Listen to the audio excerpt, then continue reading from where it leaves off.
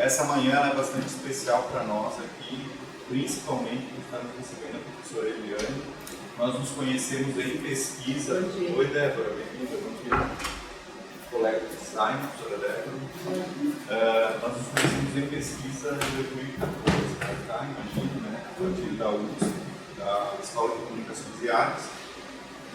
Nós nos visitamos na Ensinos ou na USP há mais tempo. E cada conversa mais acalorada, teórica principalmente, eu dizia, não, mas você tem que vir para o IFSC, para entender um pouco a realidade nossa, institucional. Cada instituição tem sua cultura organizacional e chega um momento que a gente percebe que, sim, as UFs, os IFs são muito parecidos, mas nesse bojo da cultura organizacional, todas carregam históricos próprios de vícios, de entendimentos pedagógicos, de concepção de aprendizagem, de percepção de tecnologias na educação, e isso impacta diretamente as estratégias de ensino, pesquisa, extensão e, claro, também de gestão. Então, muito feliz por isso, agradeço por aceitar o convite. Não é qualquer um que se joga para Florianópolis nesse período, né, de muito trânsito, BRs lotadas, véspera de feriadão, e também por conseguir conciliar com a sua agenda dentro da Unicino. A professora Eliane Schmelmer vai conversar conosco nesse primeiro momento sobre o paradigma da educação online. Nós vamos conversando, fiquem à vontade, né, para fazer perguntas lá no final. E aí nós vamos também conhecer o que já existe, depois numa fala mais rápida minha, aporte teórico e o que existe de esforços, de iniciativas localmente no sentido do paradigma da educação online. Muito obrigada, André, obrigada a todos vocês que dedicaram esse tempo para estar aqui, para a gente poder conversar. Eu sempre digo, onde eu vou, que o tempo hoje é o bem mais precioso que a gente tem, né? Onde a gente dedica tempo, a gente está pondo a vida da gente. Então eu estou muito feliz por vocês estarem aqui comigo hoje. Então minha ideia é que a gente faça uma coisa bem dialogada, não é um grupo muito grande, dá para vocês irem conversando comigo, tirando as dúvidas, porque sempre que pedem para a gente uma fala, a gente mais ou menos imagina e pergunta qual é o público e tenta adequar, né? Mas nada melhor do que vocês, não, professor, explica um pouquinho mais isso aqui, vamos conversar um pouco mais. Então fique bem à vontade para a gente poder realmente fazer algo bem conversado. Né? Estou muito feliz aqui de ver a Vanderleia, foi minha orientadora de doutorado, Rafael, eu tive também lá na Universidade Federal, Santa Catarina. Então estou bem empolgada de estar aqui com vocês. Tá? Então o que eu vou apresentar para vocês é uma trajetória que a gente vem desenvolvendo no Grupo Internacional de Pesquisa em Educação Digital, que eu coordeno, que foi criado em 98, quando eu entrei na Unicinos, e cadastrado no CNPq em 2004. Então a gente tem já uma estrada aí de pesquisa. Mas não, tudo que eu vou mostrar aqui não é só meu. Como eu digo, é um grupo de pesquisa, do meu faz parte, ainda faz parte em alguns momentos, orientando de iniciação científica, de mestrado, doutorado, né, supervisionados de pós-doutorado. Então, para vocês entenderem que essa coisa toda não é só da Eliane. Então, obviamente, eu vou mostrar para vocês com isso um pouco como é que nós chegamos. Vocês vão dizer, mas ela veio falar do paradigma da educação online, o paradigma da educação online está lá no final. Vocês têm que entender que isso é um processo de construção. A gente não acorda um belo dia de manhã e diz assim, eu vou criar um paradigma. Não é assim que funciona. A coisa vai emergindo, né? Muitos de vocês, com certeza, são pesquisadores, entendem isso, a coisa vai emergindo na pesquisa. Então, o pesquisador tem que ficar atento para ver quais são os movimentos da pesquisa e o que isso está dizendo. Então, é isso que eu vou mostrar um pouco para vocês. Obviamente, essa imagem eu fiz com o banana, né? Então, vocês estão vendo que é personalizada. Está ali Florianópolis, está ali o Instituto, tem os drones, tem toda a tecnologia aí, né? Talvez eu fique no bota e tire óculos, né? Meio normal, assim, depois dos 50. Não, fica tranquilo, vamos ver, tá? Bom, é importante a gente trazer que perspectiva da presença da tecnologia na educação, eu só vou fazer uma coisa para não me passar muito tempo, tá, André? Senão eu vou embora. Eu me controlar. Toda essa perspectiva de tecnologia na educação não surge hoje. Quando eu comecei a trabalhar com isso foi em 88, talvez alguns não eram nem nascidos, né? A professora fala em 38, meu Deus, né? Não se chamava educação digital, se chamava informática na educação. Mas antes ainda, vamos lá, em 1954, esse senhor aqui, não está muito grande, né? Talvez vocês não enxergam muito bem, o Skinner, né? Criou a máquina de ensinar. Vocês devem ter ouvido falar da máquina de ensinar de Skinner, né? Então, o pesquisador norte-americano criou uma máquina para melhorar o ensino. O foco era no ensino. Bom, em 1967, esses três senhores aqui, será que algum deles dá para vocês identificarem? Seymour Papert, Marvin Minsky e Jean Piaget. Esse encontro nunca aconteceu, a IAI que fez acontecer. Tá? O Seymour Papert era um pesquisador sul-africano matemático, pesquisador do MIT, e junto com Marvin Minsky, que é considerado o pai da IA, um dos pais da inteligência artificial, trabalhavam no MIT, os dois pesquisavam juntos e resolveram criar uma linguagem computacional para criança, que era a linguagem de filosofia Logo. Alguém aqui trabalhou com o Logo da tartaruguinha? Alguma tia do Logo que nem eu? Não, né? Então, eles desenvolveram toda a parte computacional da linguagem, só que a partir do momento que era uma linguagem para criança, isso devia ser apropriado pela educação, precisava ter uma base filosófica.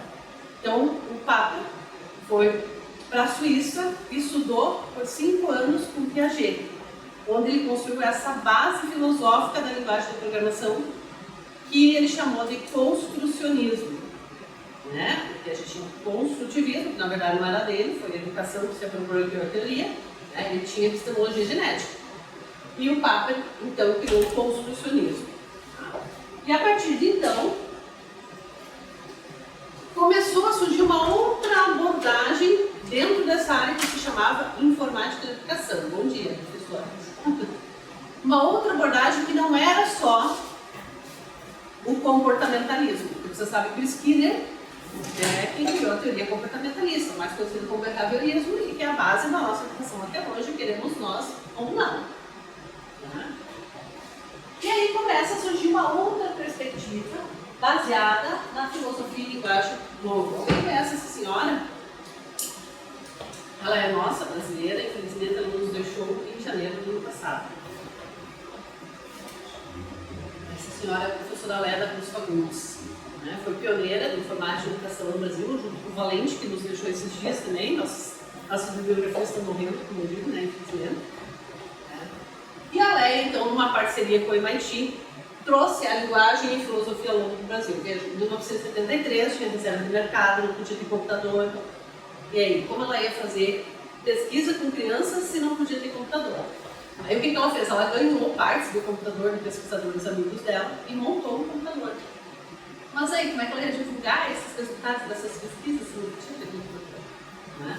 Então foi todo um processo para que essa tecnologia, então, pudesse chegar. E, obviamente, ela tinha criado um laboratório de estudos cognitivos, do Leck Woods, e o objetivo era compreender como é que as crianças aprendiam com o computador. Tá? Bom, depois disso, em 1985, ela fez uma parceria ali com o Seymour Papert, equivalente, e a Leia, e aqui o professor Ernest Sarlet. Ernest Sarlet era o secretário de Educação do município de Novo Hamburgo. Não sei se tu teve contato ou chegou a ouvir falar dele. Ele era um belga naturalizado brasileiro que fez uma parceria com o LEC e trouxe, então, pela primeira vez, o computador na educação pública. Não tinha nem nas privadas. Foi a primeira experiência. Né? Então, essa parceria de Novo Hamburgo com laboratórios de estudos cognitivos da Universidade Federal do Rio Grande do Sul é que começou a trabalhar com o que se chamava informática na educação, em 85. Tá? Então eles conseguiram, nessa época já tinha possibilidade de ter computador no Brasil, conseguiram para os empresários, né? Naquela época era forte a indústria do calçado, e construíram um centro de preparação e iniciação à ciência da computação. E foi nesse contexto que eu comecei minha vida profissional, como professora municipal, só que não exatamente em 85. Em 88 eu fiz a formação com a URGS, nós tínhamos 200 horas de linguagem e filosofia LOU, e aí depois eu comecei a trabalhar com crianças, obviamente, da rede municipal, então da educação infantil até o 5º ano, naquele momento, síndrome de Down, deficiente mental leve, surdos e news de rua. E nós formávamos professores nos intervalos, então imagina, que lá vivia sempre cheio de gente, aqui lá eu não cliquei para mostrar a foto, né? Vivia sempre cheio de gente, né? Porque era professor de toda a América Latina querendo saber como é que podia trabalhar com computador na educação. E é por esse motivo que eu estou até hoje em Segundo Ponto, né? Eu fiz magistério, veio do magistério, agora eu tenho nascido em São Pedro do Sul, né? Que é no coração do Rio Grande, perto de Santa Maria. Eu fui muito cedo para o interior do Paraná, sudoeste, Realense. Só nasci gaúcha porque não tinha hospital na minha cidade. Né? E quando eu cheguei no 3º ano de magistério, até ali eu queria fazer psicologia. Eu comecei a ouvir falar do computador. E eu pensei, meu Deus, como é que será que você aprender, ensinar o computador, né? Aí eu fui em busca de universidades que tinham curso. Aí eu fiz Ponta Grossa, tinha processamento de dados, que era o tecnólogo, 3 anos. Eu queria a ciência da computação, que naquela época chamava de informática. E eu fui para o Unicinos, sou da 2ª turma. Um pouco essa minha história. Obviamente, quando eu cheguei no curso não tinha nada de educação, não tinha nem professor formado na área da ciência da computação, era matemáticos e o pessoal da empresa que vinha dar aula para nós. Daí um dia eu cheguei e disse para uma professora, eu quero automatizar um sistema para a escola, né? De controle de frequência. Não pode, porque todo mundo tinha que fazer a mesma coisa. Então, era controle de estoque, folha de pagamento, aquela coisa bem administrativa. Então eu tive que ir para uma empresa para aprender, porque eu não tinha a mínima noção de como é que fazer o controle de estoque, folha de pagamento, para poder programar, senão estava ferrado no curso. Né? Só que aí então eu fiquei sabendo por um colega meu que tinha essa experiência em Novo Hamburgo, que era pioneira, é para lá que eu fiz o curso, gostei e assim minha vida continuou. Isso para dizer o que para vocês? Que nunca, na minha trajetória, eu estive desvinculada de pesquisa. Porque como era o laboratório de estudos cognitivos na URGS, e era muito recente, todo o trabalho que a gente desenvolvia com as crianças era no âmbito da pesquisa, era acompanhado, era avaliado. Tá? Então, cada um de nós atingimos 8 crianças, nós éramos chamados de facilitadores, e no centro, tinha centro e subcentro, era uma rede. A gente tinha 3 professores e 24 crianças, então cada um trabalhava com o outro. Então, aqui um pouco quando surgiu isso tudo. Então, para vocês entenderem bem da onde que eu estou falando, acho que é importante a gente contar a história para vocês entenderem como é que eu fui fazendo essa construção. Bom, vocês são de que área? Que mais tecnológica, né? Tem alguém da educação mais específica? Ótimo, professor. Como é que é o teu nome? Márcia. Márcia. Obrigada, Márcia, por estar aqui conosco. Ah, é? Ótimo! Olha aí, ó. Bom, então isso aqui para quem é da educação é tranquilo, talvez para as outras áreas não nem tanto. Né? O que é uma epistemologia? Quem aí arrisca? Alguém da filosofia? Ou que gosta dessa área, dessa aventura? O que é uma epistemologia? Vai, André, vai. Eu não vou olhar para trás porque tem gente que teve aula sobre isso semestre passado. Estão tímidos. Vai lá, vai. Pode falar. Se eles estão tímidos até que eles se aquecem, a gente vai. Episteme, origem. Logia, estudo. Epistemologia, é o estudo da origem do conhecimento. A gente passa do conhecimento menos organizado para o mais organizado. A cada modelo epistemológico, Becker, Fernando Becker, professor, pesquisador, professor que é o meu professor da URGS, uma referência em Piaget, né? Fez um trabalho extenso sobre a epistemologia do professor, né? Então, a cada epistemologia tem um modelo pedagógico que corresponde. Ou seja, uma crença que o educador tem de como as crianças, os adolescentes, os adultos aprendem, para que então isso possa orientar o seu processo educativo. Tá? Então, uma das primeiras epistemologias que surge, né, é o apriorismo, então tudo está a priori, tudo está no sujeito, né? E o modelo pedagógico correspondente é a pedagogia não diretiva, mais conhecida como laissez-faire, deixa eu fazer. Né? Então, muitas vezes a gente está transitando pelas escolas e tu ouve, vá fulano, é muito bom em matemática, né? Mas também tu lembra do pai dele? Era um grande cara, como se a inteligência viesse na bagagem identitária. Né? Então, essa concepção acredita que se o aluno ele é inteligente, ele precisa nem do professor, ele vai embora. Agora, se ele não for, não vai adiantar, faça o que quiser. Não tem jeito da criatura aprender. Tá? E aí vocês podem ir se chegando, porque às vezes a gente não está num lugar só, né? Às vezes a gente vai transitando entre esses lugares. A outra epistemologia, ela parte do princípio oposto. Tudo está no objeto. Né? Então, o professor tem que fazer uma aula com bastante recurso, audiovisual, para prender a atenção do aluno no conteúdo. Tudo está no objeto. Então, aí eu tenho uma pedagogia diretiva, que continua sendo, infelizmente, a base do processo educacional de vários países, não só nosso. Né? Que tem essa figura aqui na frente, professoral, que ensina, e tem vocês que ficam aí escutando, né? De preferência, não interagindo muito para não atrapalhar o horário, muda a aula, vem outro professor, e tem os dias letivos e tem a carga horária. Não é assim que funciona? Olha só para mim isso. Aqui a gente não vai fazer isso, você vai perguntar, nós vamos conversar. Então, aí a gente tem a pedagogia diretiva. E uma outra que surge, basicamente, com Piaget, Vygotsky, quem aqui é piagetiano, vygotskiano? Não tem ninguém aqui nessa área. Ah, o Vanderlei, tá?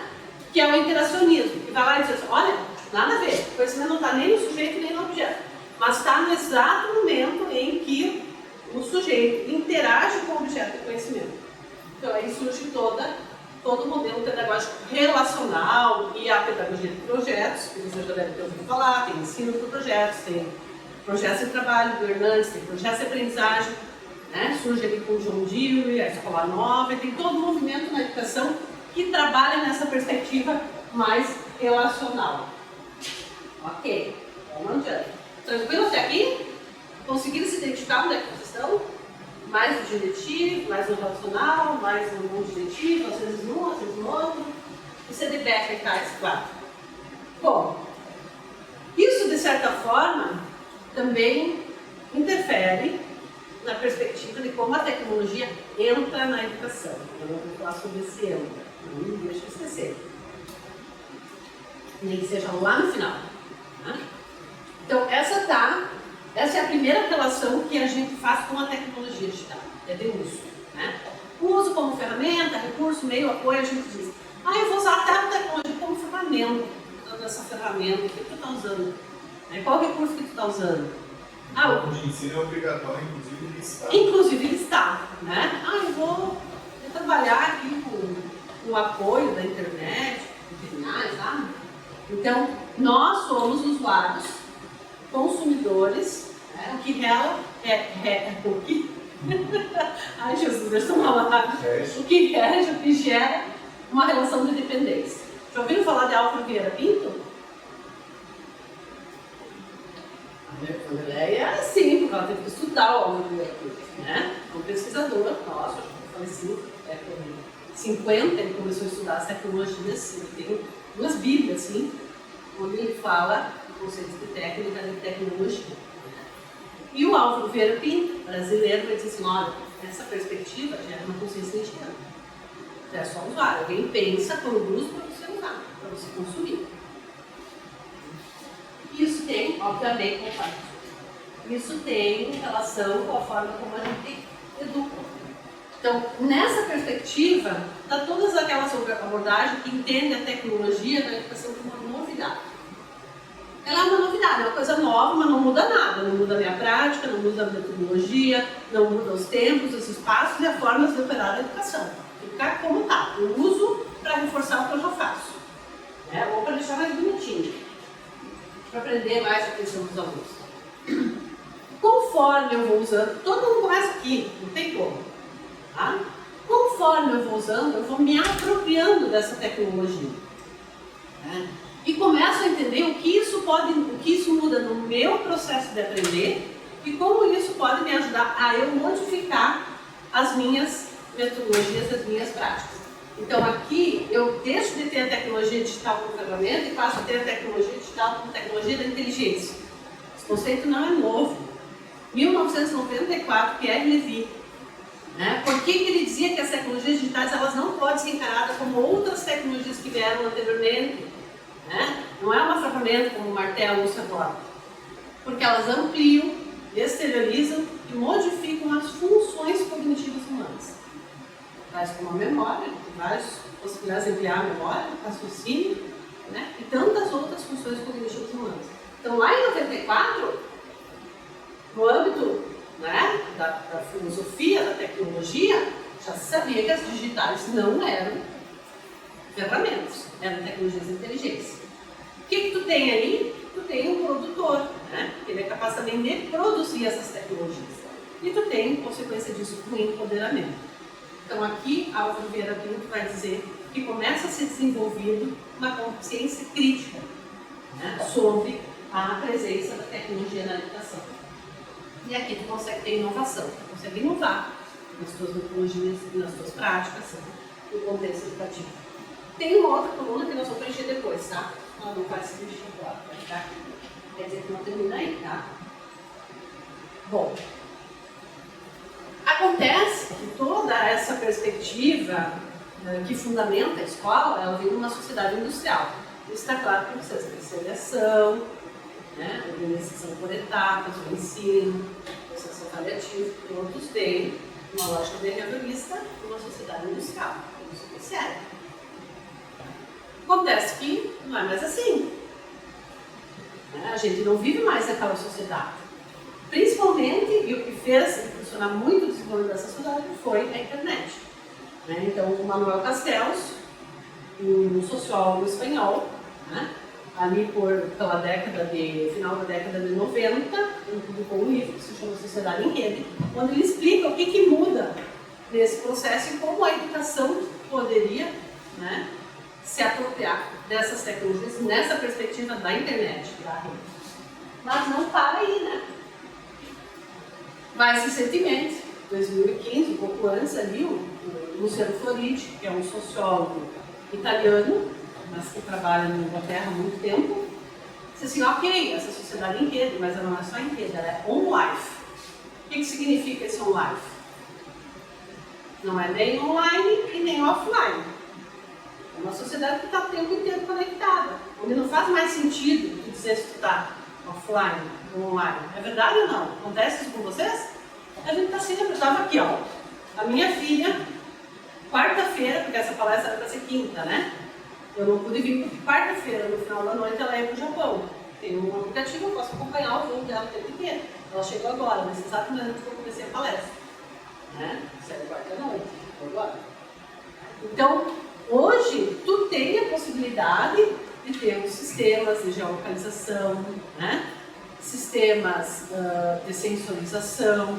Tu pode ter a informação, ela está dispersa, ela está nas coisas, tu pode interagir com essas coisas. Isso acontece o tempo inteiro. Não tem mais por que demarcar. Aliás, acho que é a geração que ainda faz isso, é a nossa. Delas ali nem pensam mais nisso. Né? Já nasceram na época da internet, já estão acostumadas a estarem conectadas. Pergunta, dúvida, se tiver à vontade, vou ir perguntando. Né? Falei aqui. Um pouco atrasado, 15 minutos, tudo bem? Não? Bom, então é fato para nós que a gente vive um processo de digitalização. O que significa isso? Tudo aquilo que é átomo pode ser transformado em lixo. Correto? Então, cada vez mais, esse processo de digitalização está mudando os diferentes setores da sociedade. Isso permite também uma datificação. Então, hoje a gente fala em Big Data, né? Tudo hoje é datificado, tudo é transformado em dado. Mas não só isso. Nossa vida hoje é regida por algoritmos. Vive um processo de algoritmização do mundo. Até nas pequenas coisas que a gente pensa, não, Tem um algoritmo. Né? Tem algoritmos nos eletrodomésticos, um carro cheio de algoritmo. Então, o algoritmo está aí na nossa vida e não vai desaparecer. Sensorização, né? Tanto do corpo, eu tenho aqui. Onde você está? Tu também está, o smartwatch. Né? Isso vai fazendo medição do meu corpo de várias coisas. Ele vai possibilitando que eu conheça melhor o meu corpo, o que antes eu não poderia fazer. Né? Isso falando só em relação ao corpo, mas nas ruas, né? No clima, na temperatura dos oceanos, tudo isso hoje tem sensorização. E conectividade. A gente vem num processo muito acelerado de conectividade. Então, aquela internet que foi criada lá na década de 80, nos Estados Unidos, né, na Guerra Fria, para proteger seus dados, que antes estava só no computador, distribuiu, sabe bem dessa história, né, até a fase em que ela foi popularizada, no início final dos anos 80, início dos anos 90, onde tu só podia consumir. Alguém lembra do FTP? Tinha que fazer FTP, né? O HTTP era a web, né? E para subir tu fazia FTP. Só que assim, né? Eram poucos os escolhidos que podiam subir coisas para a internet. Os mortais não, só consumiam. Depois veio o Web 2.0, então todo mundo passou a poder produzir informação. Então aquela internet que só conectava computadores passou a conectar também pessoas. Depois veio a web semântica, né? Que além de conectar computadores, pessoas passou a acompanhar o movimento que essas pessoas faziam na rede. Né? Por causa disso, ontem eu fiz uma pesquisa ali, tentando ver onde é que era o Instituto Federal. Meu Instagram, meu Facebook está tomado de coisas de Florianópolis. Né? Então já detectou, está ali, o que eu posso oferecer para essa pessoa? Né? A web 3D, quem que é do design? Alguém falou que é do design aqui? A web 3D, ela também surge, mas ela fica meio escondidinha, ela não tem muita expressão, principalmente no campo da educação, né? Tanto é que jogos em 3D, metaverso, tudo isso ainda está muito milionário na educação.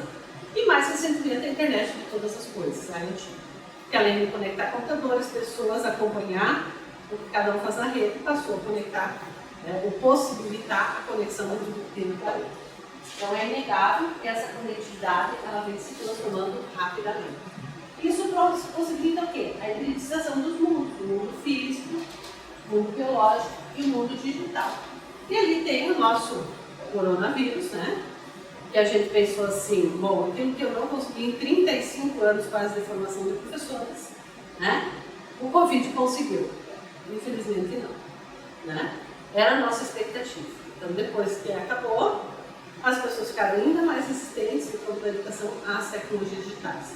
Uma porque foi muito mal trabalhada, né? Muitos professores não tinham as competências que precisavam, não deu tempo de formar e foi do jeito que dava.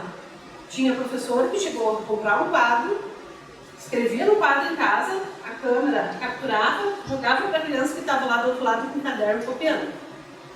Isso aconteceu. E depois, como ficar muito tempo, imagina se a gente já não aguenta ficar 3 horas sentado, ouvindo alguém falar, imagina as crianças, né? Que atualmente a gente não habita só uma cidade, eu me esforcei, já peguei uma foto de Floripa, né? Eu acho que o Bernardo e o Rafael estavam. Tá? Só que não mudei do estado, viu? Aí não adiantou nada. Mas é para dizer que eu estou no estado. Nem somente o estado, nem somente o país, nem somente o planeta Terra, mas a gente habita uma galáxia de bits. Né? Existe um projeto, o One Project, que prevê a conexão de tudo que existe no planeta, até o que está na vida, né? Lá no fundo do oceano, até nas florestas. Isso está em curso. Então, quando, às vezes, quem tem filho aqui, sobrinho, adolescente, criança, chama, eles estão no Minecraft, como robôs, chama fulano, vem, tá na hora do almoço, só um pouquinho, mãe, eu estou no Minecraft, eu estou no robôs. E realmente eles estão, eles habitam aquele espaço, que não é um espaço de natureza física, geograficamente localizado, são plataformas. Então, hoje as plataformas são lugares que a gente habita, aprendizado, produz conhecimento. Né? Então, o ensinar e o aprender também preciso entender que as formas de habitar desta geração mudou, não é as mesmas formas de habitar nossa. Né? Quando eu era mais nova, e alguns que eu vejo aqui, pode ser que tenha mais ou menos a minha faixa etária, a gente buscava informação onde? Na Barça, na Delta, na sala de aula, na biblioteca pública. Então o professor sim passava conteúdo, não tinha de buscar. Hoje não. Hoje o conteúdo é o que mais tem. O problema é onde é que eu encontro, como é que eu compreendo isso e como é que a partir desse conteúdo eu produzo conhecimento. Conteúdo não é igual ao conhecimento, ensino não é igual à aprendizagem. São processos distintos. Bom, e a nossa identidade? Né? A nossa identidade também vai se constituindo nesses espaços. Ali tem uma foto um pouco fake, né? Eu era bem mais nova. Metade eu e metade meu avatar, a Violet Leitor. Isso significa que é exatamente essa divisão, estou aqui, essa é a minha identidade, nos metaversos a minha identidade é outra. Não. Né? No mundo dos virtuais eu sou Violet Leitor. Não sei, acho que estou mais para Violette Schellinger, Violet Shell, alguma coisa assim, entende? Que a gente vai se divisando.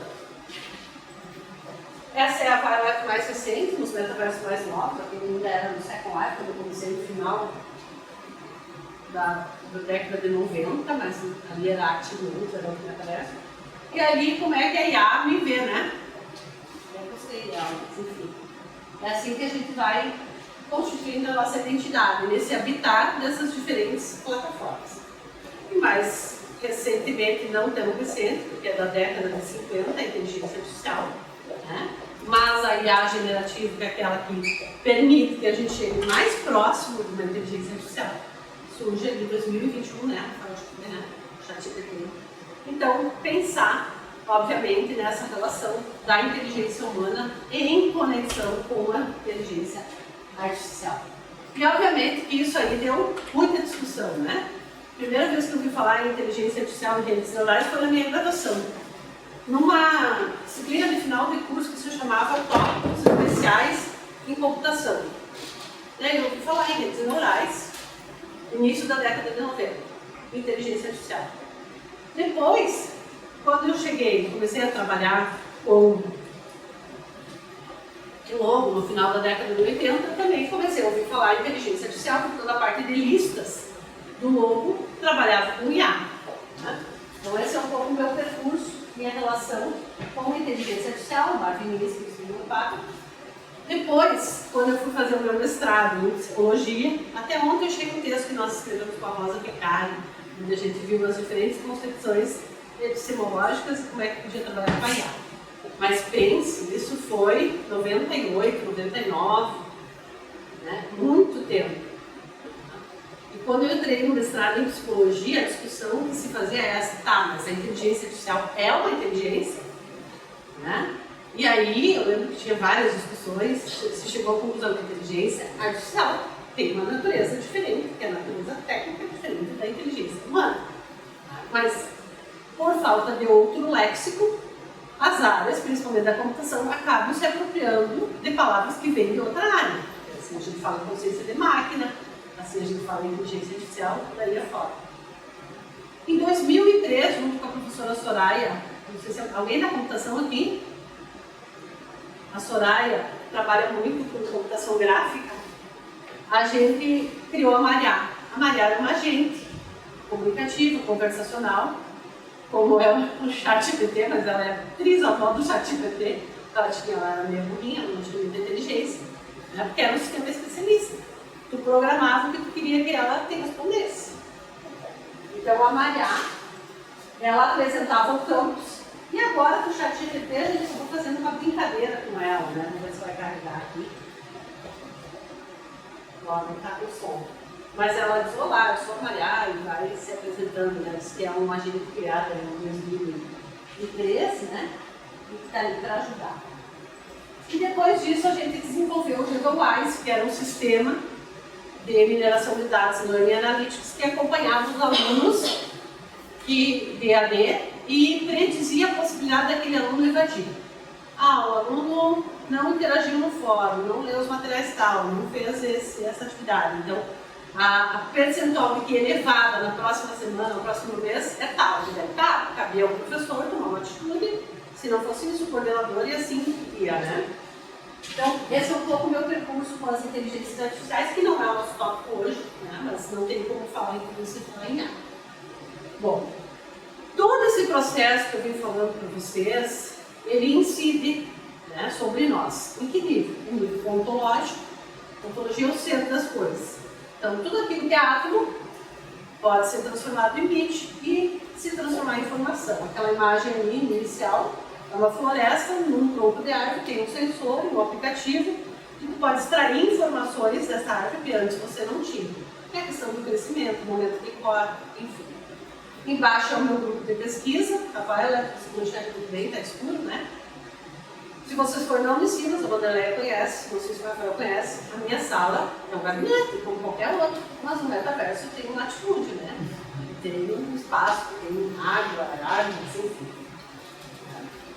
Em nível antropológico, ou seja, quem é um humano hoje, né? Como é que essa identidade vai se formando. Em nível sociológico, como é que eu me relaciono. Né? Então, isso é uma reunião, uma prática de pesquisa do GPDU, cada um desses coletivos, se for até 9 da tarde. Então, hoje tem pessoas que se conhecem pela internet, não tem relacionamento, caso. Então, isso também vem alterando em nível sociológico, a ponto de lá por dizer, olha, quem faz parte da sociedade social não é só humano, como a gente entendia até então, a sociologia trabalhava com humano. Mas não, tem nesse social o não humano, eles possuem agência, eles são atores, eles têm atancialidade. Tanto é que um vírus, uma entidade microscópica, parou o mundo, botou todo mundo em castigo em casa. E foi outra entidade não humana, as tecnologias digitais, que permitiram que a gente continuasse trabalhando, estudando, aprendendo, não foi isso? Então não tem como a gente dizer que eles não têm agência. Eles têm agência e muita agência como nós. Bom, e em nível epistemológico, ou seja, como é que eu produzo esse conhecimento. Todas essas imagens são do nosso grupo. O primeiro é o VR Brain, um jogo que a gente fez para aprender a neuroanatomia. Então está ali o menino, né, os manetes, o óculos, o wearables, e ele está montando o cérebro que está projetado lá. O de cima é a anatomia em metaverso, onde a gente testou vários níveis de imersão. Aqui está a Violet, na artéria, no sistema renal. Então está passando os glóbulos vermelhos, os glóbulos brancos e todas as proteínas. E tem um painel ali para eu saber onde é que eu estou dentro do corpo humano, porque são glóbulos e artérias, né? E aí o movimento contrário, né? Realidade aumentada, que imputa o digital no espaço físico-geográfico. O italiano Giuseppe, esse projeto foi feito em parceria com o Instituto Federal de Bento Gonçalves, do Rio Grande do Sul, né? Priminho de vocês, irmão, muito depois vou montar alguma coisa, e aqui as brincadeiras que a gente vai criando baseadas. Eu não sei por que não está o som de novo, tá vendo? Mas enfim, vamos lá. Ela fala, tá? Então a gente retoma esse modelo que foi criado por Beck em 94, que eu adaptei em 2017. Né? E surge aí uma outra epistemologia, que é trazida pelo professor Máximo de Feliz da USP, que são as epistemologias reticulares, ou seja, própria de rede. Como é que a gente produz conhecimento na rede, em rede? Consequentemente, a gente pode pensar aí em uma pedagogia coletiva, né? Que conecta humanos e não humanos nesse processo todo. Tanto que aqui a reticularidade, né? Tem aí a imagem da internet de todas as coisas, né? Não é só humano, mas é tudo que se conecta. Tudo bem até aqui? Isso não é comum, isso ainda não está nos cursos de formação de professores em nível inicial, nem continuado, infelizmente, acho que a gente vai levar muito tempo até chegar lá. Tá? Enfim, nós precisamos produzir conhecimento. Agora a gente volta nessa tabelinha que eu falei. Então surge uma outra perspectiva, a terceira, que isso tudo é resultado de pesquisa, né? Foi em 2019 que eu publiquei, que é a perspectiva da invenção. Quando o professor chega no nível tal de apropriação da tecnologia, que ele consegue inventar outras práticas, inventar outras metodologias, e não só seguir o script de sempre em relação a como é que eu vou desenvolver o ensino e a aprendizagem. Então aqui eu tenho o acoplamento, né, enquanto agenciamento, humano e não humano. As tecnologias digitais, para além de serem compreendidas como tecnologias da inteligência humana, elas passam a ser entendidas como forças ambientais, o que eu falei de trás. Por que forças ambientais? Porque elas problematizam quem nós somos. Verdade ou não? Problematizam quem a gente é, como a gente se relaciona, como a gente se interage, como a gente percebe o mundo, como a gente interage com esse mundo. E aí eu tenho o humano como um coprodutor na conexão dessas inteligências diversas. Tenho a consciência crítica, mais a consciência da máquina no processo de transubstanciação que o professor Máximo Schmidt traz. Que muda a substância, né? Não é mais átomo, emite esse processo de transubstanciação do tudo. Ele traz, inclusive, o exemplo da Santa Ceia, né? Que é o corpo e o sangue de Jesus Cristo, né? Na verdade não é um pão e um vinho, mas na hora ele sofre um processo de transubstanciação. E aí a questão, né? Como é que a gente consegue trazer esse processo para dentro da educação? Então aí eu saio da perspectiva da tecnologia como novidade, da tecnologia como inovação, e entro na perspectiva da tecnologia da educação e da tecnologia como invenção. Aqui, necessariamente, eu preciso problematizar os tempos, os espaços, os tempos, né, 50 minutos, os espaços com a sala de aula e as formas de operar da educação. Bom, esse processo todo, ele surge, né, numa temporalidade de pesquisa. Eu trabalhava com os metaversos, criei um ambiente virtual de aprendizagem da Unicinos, do Agro Unicinos e a Mariana. Tá? E eu comecei a pensar, ok, mas se eu tivesse isso tudo junto para trabalhar com os alunos, como é que eu podia chamar isso tudo junto? E aí, na época, a fundamentação teórica mais hard que eu tinha era Maturana e Varela. Eu chamei de espaço de convivência, eu conceito para eles, digital virtual. Né? E com isso, eu comecei a trabalhar com o conceito de hibridismo. Mas o hibridismo, para mim, era só tecnológico e das linguagens, que eu podia me comunicar de forma textual, oral, gestual e gráfica. Esse processo foi se desenvolvendo e quando a gente trabalhou com anatomia, e a gente trouxe os alunos, eles começaram a dizer: professora, seria muito interessante se a gente tivesse um ambiente assim, um ambiente do laboratório, uma biblioteca. Então, o que eles estavam dizendo?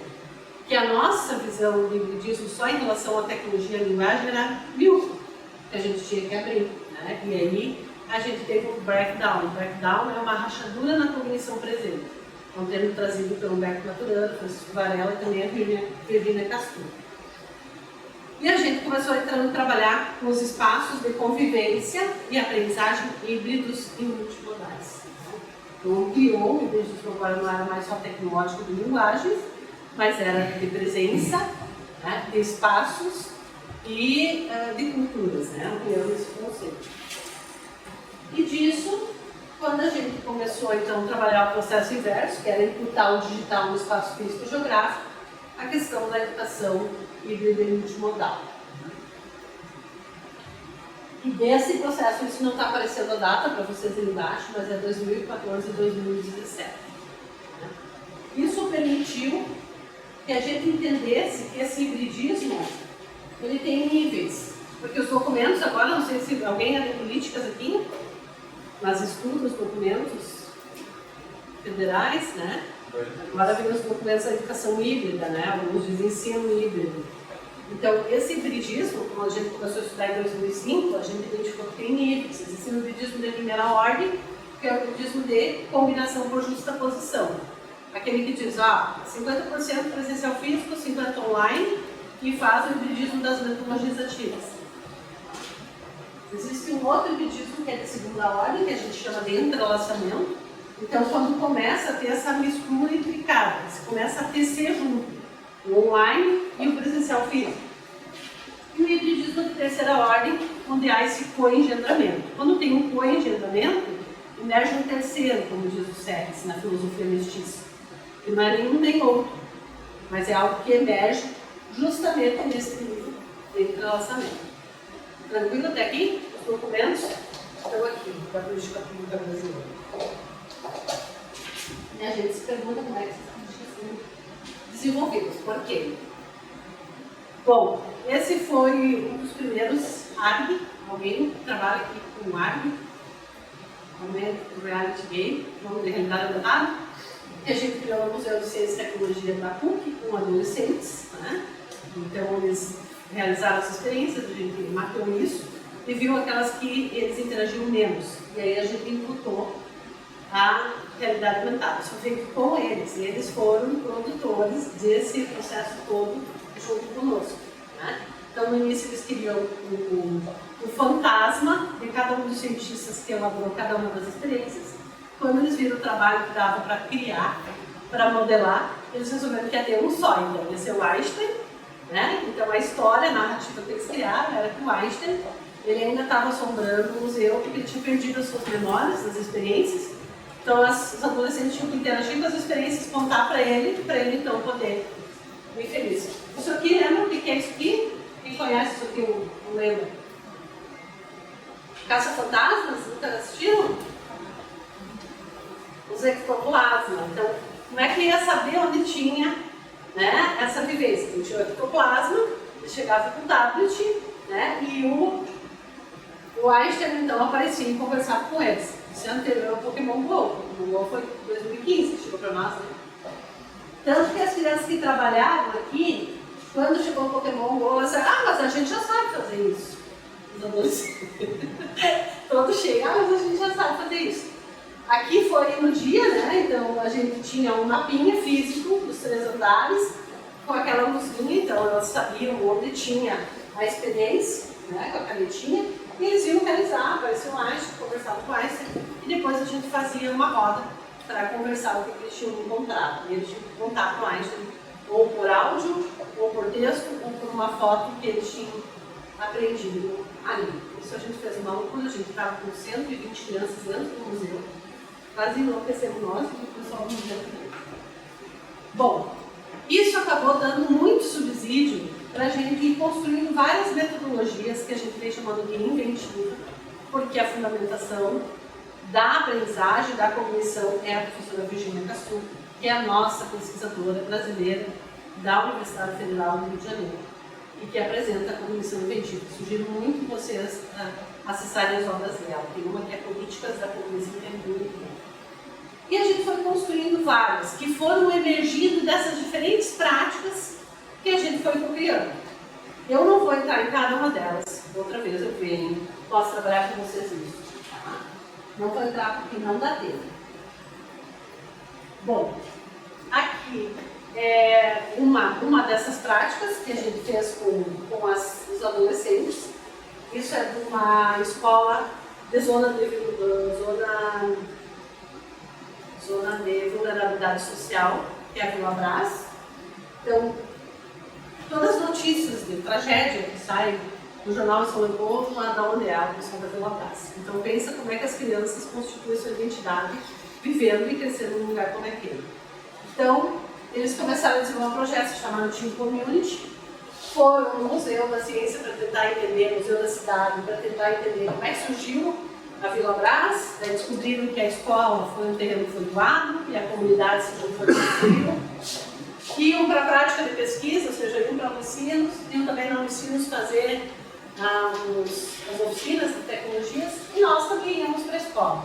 Tá? E esse foi o resultado do trabalho deles. Então, eles modelaram a escola, aqui é a quadra, aqui saindo da escola, as casinhas e, claro, a igreja, que é o ponto de mais referência para eles. E a partir disso, eles criaram um jogo, que é o Team Community, em parceria, aí que eu acho que é o interessante, com os alunos do curso de jogos digitais, porque para eles a programação ainda era no nível básico, né? E eles precisavam um pouco mais de programação para poder construir. Mas toda a narrativa, a modelagem é deles. Então atrás está a vila como é mesmo, né? Então primeiro eles queriam fazer o jogo em toda a vila. Daí também se deram conta que era muita coisa. Então vamos começar pela escola. A escola tem problemas? Tem. Quais são os problemas que a escola tem? E aí eles foram identificando, está muito quente, é porque não tem árvore, então o que nós vamos fazer? Né? As coisas estão quebradas, o pessoal suja. Isso mudou muito a consciência deles em relação à própria escola, o cuidado da escola. Isso está disponível no Google Play. Então, a produção deles, em parceria, então isso a gente pode fazer muito, porque às vezes a gente tem uma disciplina. Aqui está replicando um Pomerode. Porque às vezes a gente tem os alunos, tem que fazer as disciplinas para avaliar e depende do trabalhinho. Não, vai fazer um trabalho que dê um retorno para a comunidade, né? E que produza algo interessante para todo mundo, que ao mesmo tempo eles aprendem. Esse então foi com o Instituto Federal de Bento Gonçalves, né? Que foi no Envio Iséricas, no Site do Novo. Então o que a gente fez? A gente teve 5 estabelecimentos de viticultura e 5 gastronômicos, né? Que o Instituto Federal nos indicou. A gente visitou, fez um mapeamento, viu o que era específico de cada um deles e criou um MUPIEDS, Mobile Ubiquitous Pervasive Exchange Reality Game, um jogo de realidade expandida, mobile, pervasivo e ubiquo. Então nós tínhamos 3 personagens, o Baco, o italiano Giuseppe e a Nona Francesca, cada um aparecia num contexto diferente. Então, tinha um mapa, a pessoa escolhia onde ela queria ir, via tempo, via rota, tudo integrado com o Google. Chegava lá, tinha um marcador, lia o marcador e aparecia um dos personagens. Aqui tem o pessoal, né, que foi jogar. Então, o marcador estava no cardápio do de Paulo, era de Paulo, né? Cantava, agora de Paulo. E apareceu a Nona, e a Nona então contou como é que a receita era feita, quais os ingredientes, onde vinha. E aqui o italiano José falando dos vinhedos do mundo na vinícola da Alpisol, apresentando. Isso foi feito em ensinos, pesquisa, mestrando, doutorando, discussão científica, junto com o pessoal do IFE. O outro que a gente fez com o IFE foi o Água do Saber, financiado pela Secretaria da Cultura. Eles queriam saber, na visão dos moradores de Bento Gonçalves, principalmente as pessoas mais idosas, o que na percepção deles constitui um município, quais os valores. Né? E a gente foi entrevistar a Nona, pelos interiores, estado de chão, e apareceu então o trabalho, né, a fé e a comunidade. Né? Então a gente tinha esse cartãozinho que a gente fez, as pessoas ganhavam, né, e dava todo ele em 3D. Então começava no código, eram recepcionados pela Isabel, uma mulher que representa o trabalho, mas que é a primeira uva que eles faziam os vinhos, era a Isabel. E depois, então, na igreja, eles coletavam a palavra, a Bíblia, e no momento de migração, o pão, que representa a comunidade. E terminavam no museu. Então foi outro MUPIEDS que a gente criou. E eles tinham que interagir com a comunidade. Não tem como você resolver o jogo, porque as missões implicam você ir até o lugar e conversar com as pessoas, buscar alguma informação com as pessoas. Então não dá para ficar só no jogo. Esse é o seu Remy Valduga, ele faleceu, ele deve fazer uns 2 anos. E ele foi um dos entrevistados e ele disse, quando vocês forem fazer o lançamento do jogo, eu quero estar lá. Ele foi, estava ele jogando, ele queria ver como é que ele aparecia, as crianças jogando na cidade. Aí ele veio conosco, um querido. E desse projeto nasceu uma das metodologias, que é a Biblioteca Viva, Ecológica Reticular. Por quê? Porque a gente ia conversar com as pessoas e aquilo era tão rico que a gente disse assim, não, nós temos que pôr isso numa biblioteca. Né? E aí a gente foi atrás de descobrir, e a gente descobriu que existia um conceito de Biblioteca Viva, de 2010, de um grupo da Dinamarca. Só que a nossa biblioteca não era também chamada de biblioteca humana, que é aquela memória que está nas pessoas, né, e não nos livros. Só que a nossa não era só humana, porque a gente tinha os parreirais, a gente tinha várias coisas, então por isso se chamou Biblioteca Ecológica Reticular. Bom, aqui está um aplicativo que deu orientando o meu mestrado, que é o Rodrigo Lerman, que criou, não vou entrar, não vai ter. E quando surgiu a pandemia, logo depois, tinha que fazer formação de professores, que nem vocês aqui no ensino. Aí vão fazer uma formação de professores. Tá. Mas tem que ter pouca gente no presencial físico, isso não tem problema. Uma metade aqui no presencial físico e a outra metade fica online no metaverso. Então nós fizemos uma formação que hibridizou as duas concepções do metaverso. O metaverso tradicional, que é compreendido como você criar um ambiente, né, sintético dentro do computador, no qual o mandarim está com o avatar, e o metaverso da vida real, que é aquele que surgiu com o Pokémon GO, né, com a Niantic, que é aquele do Pokémon GO, que implica em imputar, né, no digital no espaço presencial físico. Alguém conhece a Unicinos aqui, além do André e da Vanderleia? Ótimo. A Unicinos, né, tem uma das maiores bibliotecas da América Latina.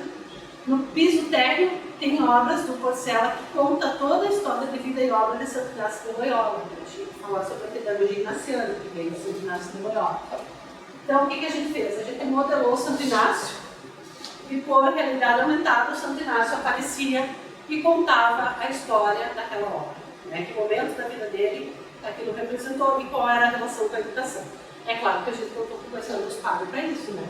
Porque a gente não tem conhecimento tão aprofundado da vida e obra de Santo Inácio de Loyola.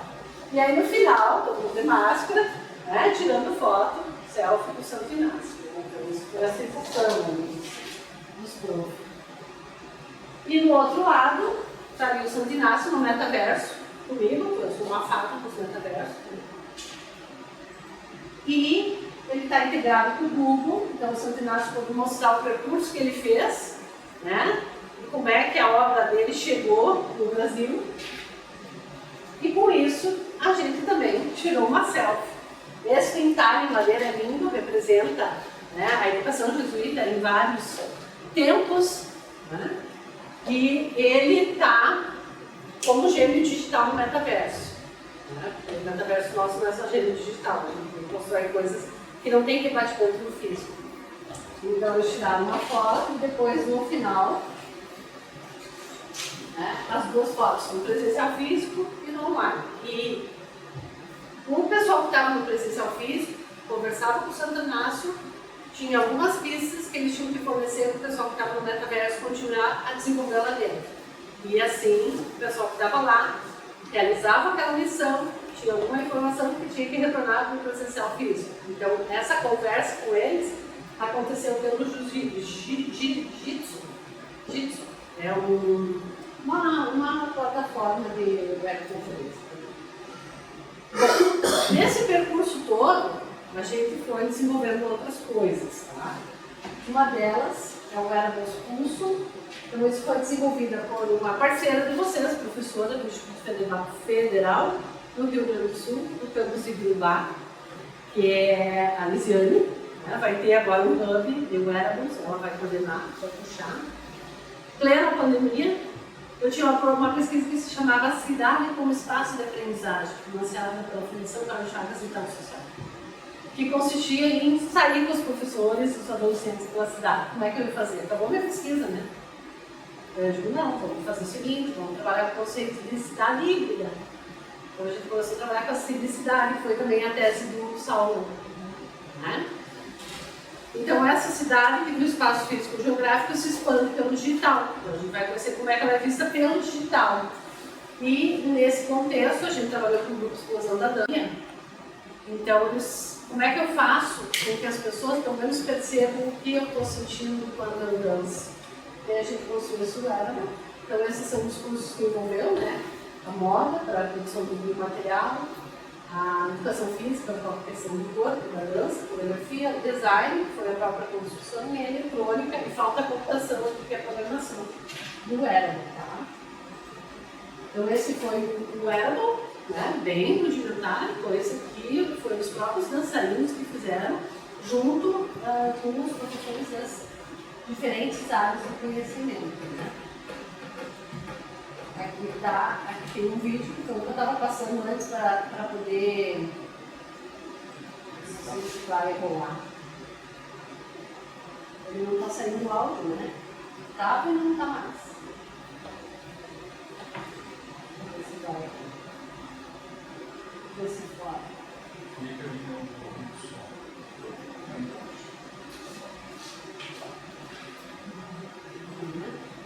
Ó. Ele funciona quando ele quer.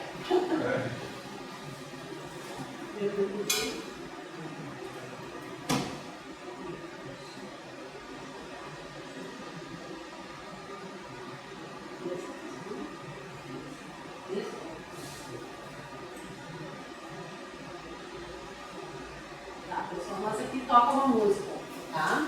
E esses movimentos que ele está fazendo estão sendo capturados, né? E tá, o batimento cardíaco dele aparecendo aqui. Isso foi em 2021.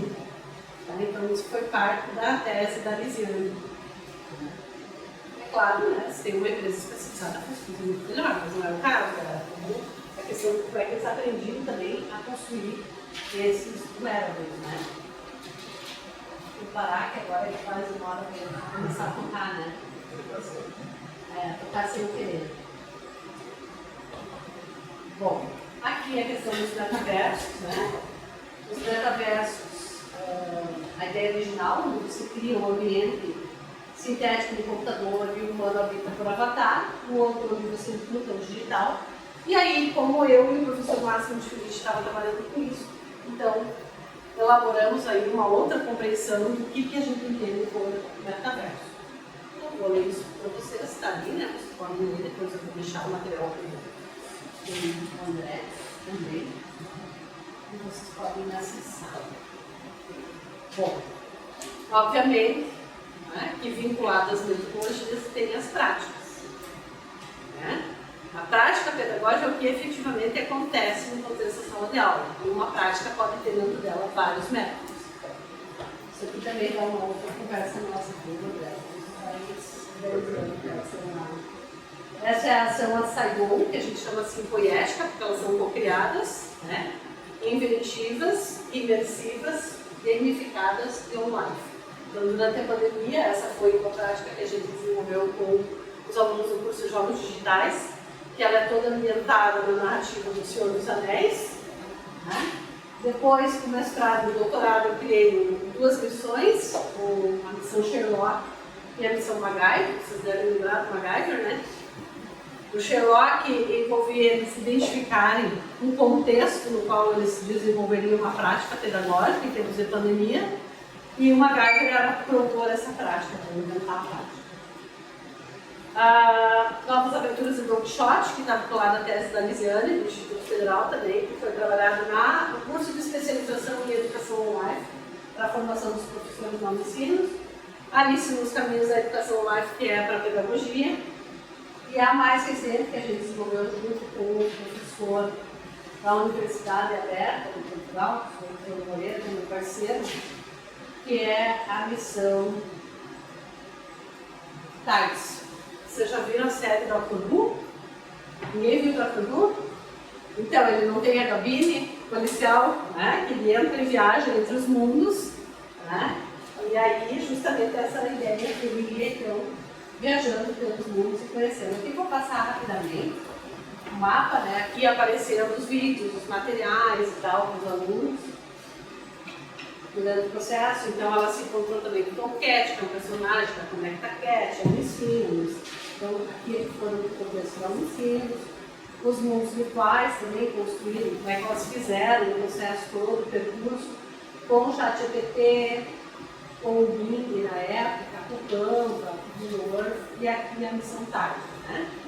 Então, na TARS, cada semana entrava um personagem. Vocês veem que tem pessoas, né? Tem a Sofia, que é uma humanoide, tem o BX, que também é uma criança criada só dentro do computador. O pesquisador da Nova Zelândia construiu junto quando ele teve a filha, e ele põe os dois interagir para ver como é que um vai se desenvolvendo com o outro. A Hatsune Miku, conhece aquela Vocaloid que faz shows? Não existe, não tem repartimento, né? Como pessoa faz shows, junta um monte de gente. As mulheres têm que conhecer essa mulher, a Ada Lovelace, que foi quem criou o Ritmo, o doutor, e o Gui, que é do laboratório do Isuburo, da Universidade de Osaka. Tive a oportunidade de visitar ele. É um robôzinho que anda no meio, ele tem 11 anos, anda no meio do pessoal da universidade ele quer saber o que é específico do humano na interação. Então é muito engraçado tu ver que tem gente que ignora, fazer com que ele não existe. Tem os que chegam, conversam com gente muito interessante.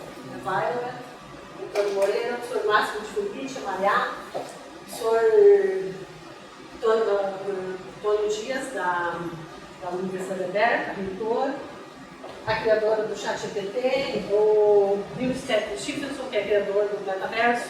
Então, em diferentes momentos, esses personagens apareciam e iam conversando com eles. Claro, quem era humano, da forma humana, esse não, né? Tem esse, mas esse sim, e esse aqui também. Né? Tive uma sessão com eles sobre o contexto da lição tarde, né? O painel. E aqui também, junto com eles, cada semana aparecia um metaverso e uma IA. Né? Isso foi, acho que 2022, 2023. E aí a gente entra no on-life. Inicialmente, a gente não chamava de paradigma, era educação on-life. Porque, como lembra, eu parei com vocês a educação híbrida e multimodal. Eu fui fazer meu pós-doc.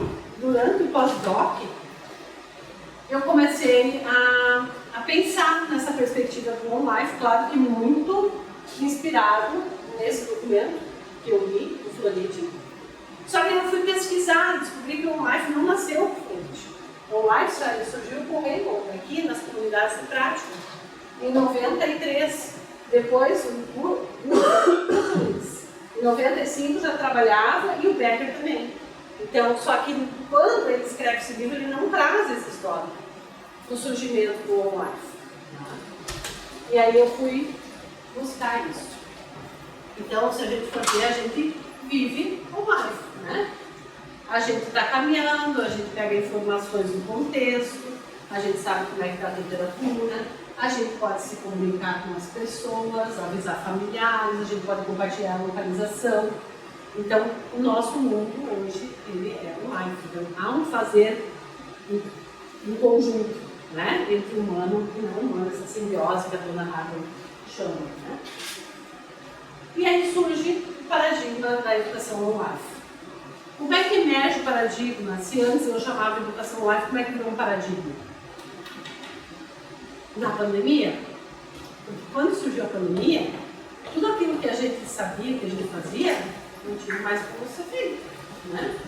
Então, a gente teve que problematizar o mundo naquele tempo presente e poder inventar outras possibilidades.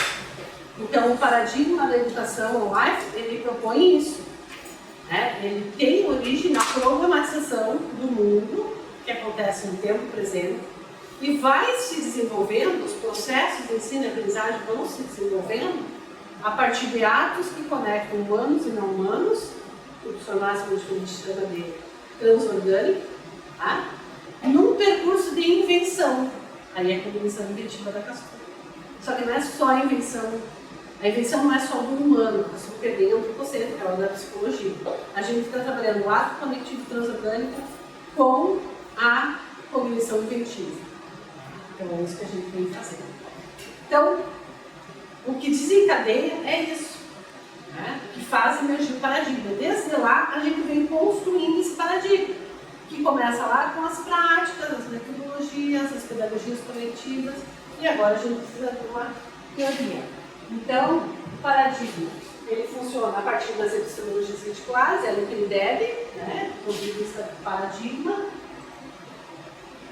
a partir das metodologias inventivas. Então, quando a gente criou as metodologias inventivas, isso está numa publicação minha, eu não espero que vocês leiam, depois eu passo, que é uma tabela que eu acabei fazendo com meus próprios orientandos, para eles conseguirem identificar o que muda das metodologias ativas, as metodologias ativas problematizadoras, que a gente criou quando a gente construiu o AVA de ensinos, e as metodologias inventivas, né? Em relação a vários elementos que envolvem o nosso fazer docente. As práticas, Saigon, né, que eu mostrei para vocês. As pedagogias coletivas, que é o André, né, está me ajudando, a gente está ampliando, porque tem que, né, incorporar essas coisas. Elas vieram da pesquisa, do chão, mas agora tem que da sustentação para isso teoricamente, né? Então isso até é uma perspectiva muito trazida pelo professor Márcio também, né? Que a nossa pedagogia atual foi aqui, né? Muito centrada no diálogo e na formação somente entre humanos, embora eu esteja nesse momento trabalhando isso como um recurso. Estão vendo? Agora, eu construí um processo de coinvenção, não foi recurso quando eu construí a presença de vocês. Dá lugar a pedagogias coletivas, em rede, com algoritmos, magnéticos, sensores, robôs, diversidade, biodiversidade, clima, vírus. Né? E é com isso que a gente hoje significa esse habitar do ensinar e do aprender, né? Nessas pedagogias coletivas. Qual vai ser nosso texto, né, André? Vai.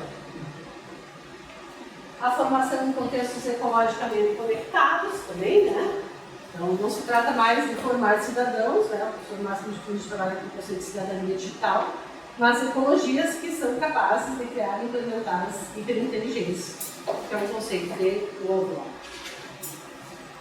E agora a gente vem trabalhando no OPQ isso, a aprendizagem em ato coletivo transurbano. É uma teoria que a gente está tentando trazer toda essa, sistematizar tudo isso que eu fui mostrando para vocês numa teoria de aprendizagem.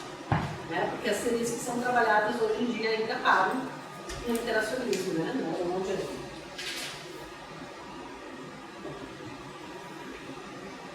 Então, a educação online, ela começa justamente com a problematização do mundo no tempo presente, aí que se desencadeia. Aprendizagem mentiva em ato coletivo transorgânico, aqui é só para sistematizar. Superação dos dualismos, sujeito, objeto, indivíduo, meio ambiente, inteligência humana, inteligência artificial, centralidade do professor, no aluno, no conteúdo, as tecnologias como forças ambientais, as práticas pedagógicas saibom, metodologias cognitivas, pedagogias coletivas, a formação nesse contexto que é ecologicamente conectado, o qual necessariamente envolve um habitat atópico, que é um curso da USP também, e que trabalha nessa perspectiva das ecologias da inteligência. Está quase fechando, esse é um pouco dos fundamentos. Conhece alguns desses caras que estão aí? Se vocês conhecem, ajuda? Conhecem? Arrisque, quem conhece? Mohan, Edgar Morin, Bruno Latour, Luciano Floridi, dá um pouco de cara para essas pessoas que eu estou falando, né? Timothy Morton, pensamento ecológico, ser ecológico, Máximo de Felice. Então, esses são os fundamentos, né? Dona Hadley, Léa Fagundes, Liane Taroco, da URSS, também faleceu ano passado, foi minha orientadora, Virginia Castrucci, da URSS, da Federal do Rio, o Anthony Mori, que fala de cointeligência, Serres, Michel Serres, da pedagogia mestiça e da aprendizagem mentiva também, James Lovelock, da inteligência, e o Dewey, né? Trabalhou com tecnodiversidade. Tecnodiversidade. Stefano Mancuso, da inteligência das plantas, da Fitópolis, e o Cosimo Makoto, que também trabalha nessa perspectiva de pós-inteligência humana. Né? Então, esses são alguns dos nossos teóricos. Nesse contexto todo, em 2020, a gente resolve, então, criar uma rede internacional de educação online, junto com a Universidade Aberta de Portugal, nosso parceiro, temos juntos. Porque, para nós, era muito importante naquele momento ouvir o que cada região do país estava fazendo, o que Portugal estava fazendo naquele momento da pandemia. Então, a Rio Life, ela surge por essa necessidade de ouvir, de entender e poder ajudar.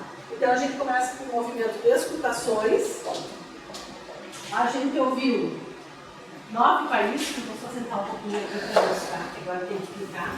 9 países, né? Como é que eles estavam se desenvolvendo naquele momento. Isso deu origem a uma websérie que está lá na rede, vocês depois podem acessar para trabalhar, né, com os alunos. A gente ouviu todos os estados brasileiros, como é que isso estava fazendo, sempre uma configuração do secretário de Educação, né, uma pessoa um pesquisador da universidade e o representante das Undines. Isso aqui está desatualizado os dados, né? Em Portugal também, eu vimos todas as regiões de Portugal. E durante esse percurso, enquanto a gente ouvia, a gente iniciou um segundo movimento que a gente chamou de conversação. Ou seja, a partir daquilo que era comum nas escutações, a gente chamava um especialista para conversar com ele sobre o que estava acontecendo e também contribuir. Então a gente fez a educação básica e no ensino superior e no ensino senso. Está tudo disponível. Depois disso, como eu estava fazendo a especialização em educação online, os professores do mestrado e doutorado em ensino, os PPGs, a gente começou a construir, né, práticas dentro desse contexto da educação online. Então a gente tem um movimento que é compartilhação, então o que a gente faz é compartilhar. Então tem compartilhações da educação básica, na educação e pós-graduação e as conexões da Rio. Bom, isso deu origem também ao Hub Conecta Cat, que não é o foco com vocês, porque é educação básica. O Hub, que é jogos, gamificação e metaverso na educação, eu estava abrindo, de estar conectado ao metaverso, mas acho que vocês lá não vão entrar, né? Dá tempo? 9h22? Top. Acho que pode, a gente pode. Depois eu ponho. O de hiperinteligências, né? E daí nesse de hiperinteligências a gente criou o HiFi, que é um dispositivo hiperconectado, que tem sensores, então em cada uma daquelas anteninhas tem um sensor. E o primeiro experimento foi para poder aprender a cuidar uma planta, né?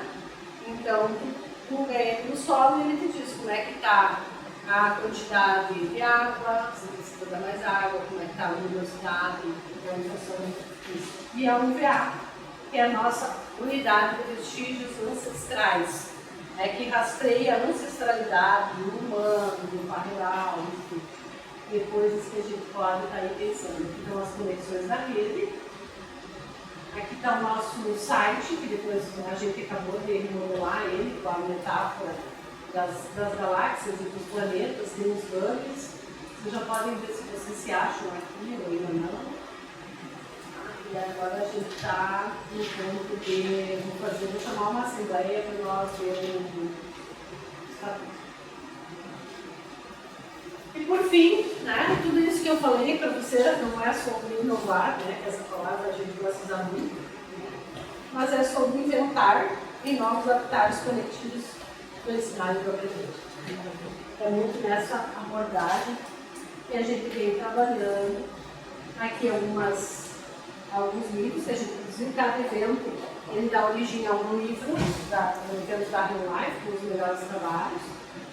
Esse foi sobre as inteligências, vai ficar com a André também, os livros do Spotify está disponível, é gratuito. Esses não são, porque são editoras, né? E esses dois também estão disponíveis. Esse é a Universidade do Paradigma da Educação Online, é toda essa especialização que a gente fez, 2 turmas, para formar todos os professores nessa área de doutorado de todas as áreas. Então tem artigo da área do design, da área da física, da área da computação. E os desafios contemporâneos emergentes da educação online, que é meu, o professor Máximo Feliz de Moreira. E os nossos próximos eventos, né? Então está acontecendo a 11 a 13 de março online da Rio Life, e em apenas de mês, vocês são convidados. E aí eu acho que o André vai falar mais um pouquinho aí dos contatos, quem é voltado. Eu acho que sobre a Rio Life vai trazer algumas coisas. Vou falar. Tá. Gente, muito obrigada pelo tempo de vocês, né? Desculpa o atropelo. E vão me perguntando, meu contato está aí, vocês podem. Obrigado pela apresentação. Se alguém tiver perguntas, pessoal, obrigado. Podem, exatamente.